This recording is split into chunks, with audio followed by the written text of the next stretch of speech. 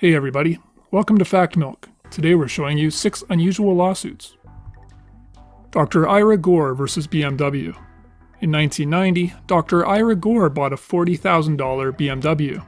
Once he got it home, he noticed that the dealer had touched up a scratch in the paint on the door and never bothered to tell him he was buying damaged goods. Dr. Gore sued. The jury awarded Dr. Gore $4,000 compensation, even though the actual repair cost only $600. If that wasn't enough, they then slapped BMW with an incredible $2 million in punitive damages. Louis Berrios vs. Our Lady of Mercy Hospital.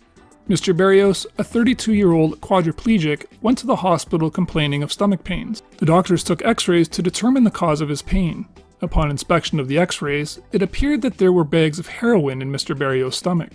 The police were called and interrogated Berrios while keeping him handcuffed to a gurney for 24 hours. It was then discovered that the bags of heroin were actually bladder stones.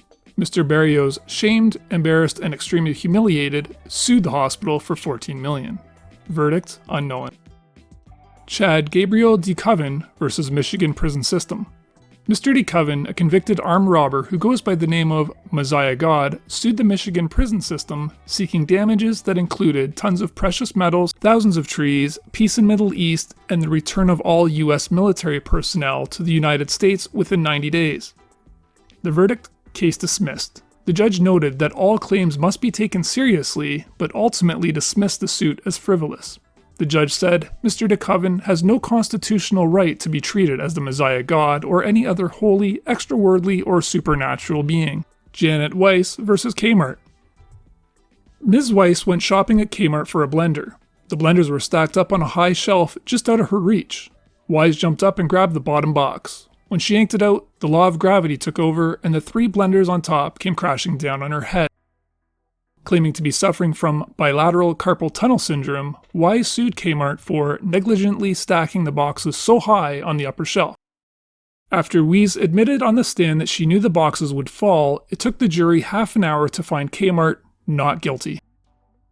Judith Richardson Hames vs. Temple University Hospital.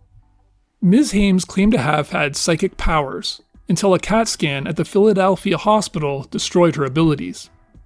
The hospital's negligence left her unable to continue her occupation as a clairvoyant, she said. Verdict: the jury awarded Hames $986,465. The judge, however, disagreed and threw out the verdict.